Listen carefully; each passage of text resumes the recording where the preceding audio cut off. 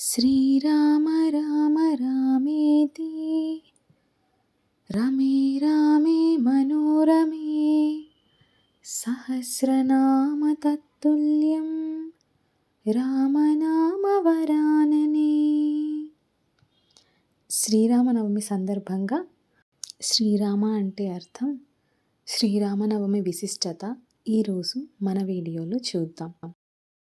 మన హిందూ ధర్మం ప్రకారం మాసములలో తొలి మాసం చైత్రమాసం. అలానే సనాతన ధర్మంలో సంవత్సరంలో తొలి పండుగ చైత్ర శుక్ల నవమి రోజు వచ్చే ఈ శ్రీరామనవమి పండుగ. శ్రీరామ అంటే 2 అక్షరాలు కాదు, అదో మహాశక్తి మంత్రం. ధర్మానికి ప్రతీకగా శ్రీరాముడిని కీర్తిస్తూ సర్వభక్తజనం జరుపుకునేదే ఈ శ్రీరామనవమి.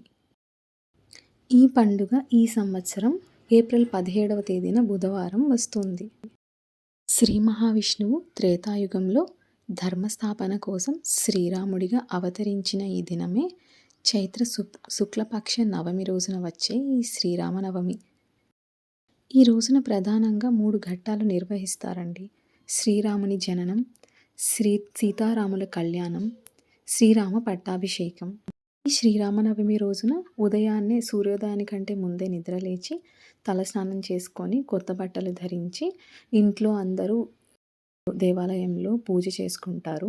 అలానే రామచంద్రునికి చాలా ఇష్టమైన వడపప్పు, పానకాలు నైవేద్యంగా సమర్పించుకుంటారు. రామనవమి రోజున శ్రీరాముని స్మరించుకున్న, రామకోటి వంటివి రాసినా కూడా చాలా పుణ్యం లభిస్తుందని మన పురాణాలు చెబుతున్నాయి. ఇక రామ అనే పదానికి అర్థం ఏమిటో చూద్దాం.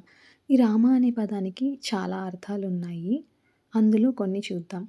యోగీశ్వరులు ఏ భగవంతుని యందు ఆస్వాదన చెందుతారో అతడే రాముడు అని ఒక అర్థం ఉంది.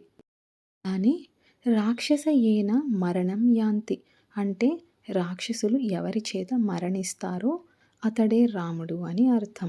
ఈ సంవత్సరం ప్రజలందరూ కూడా శ్రీరామనవమిని చాలా సంతోషంగా జరుపుకోవాలి. అందరూ చల్లగా ఉండాలని కోరుకుంటూ, మన వీడియో మీకు నచ్చినట్లయితే లైక్, షేర్ అండ్ సబ్స్క్రైబ్ చేసుకోండి. జై శ్రీరామ్.